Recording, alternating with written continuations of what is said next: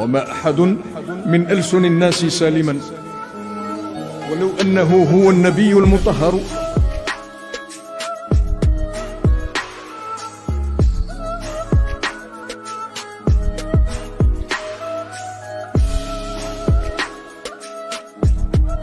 فإن كان مقداما يقولون أهوج، وإن كان محجاما يقولون محذر.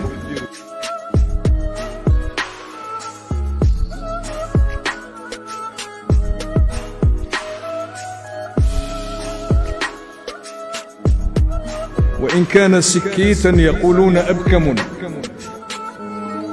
وإن كان منطيقا يقولون مهذر.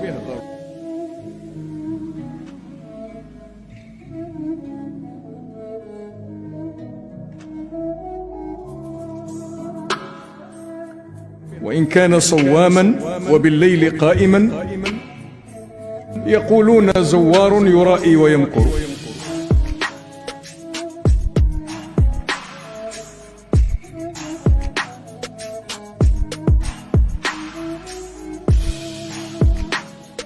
فلا تكترث بالناس في المدح والثناء، ولا تخشى إلا الله والله أكبر.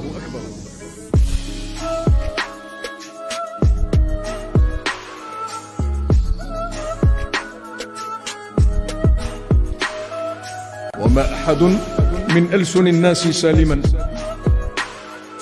ولو أنه هو النبي المطهر.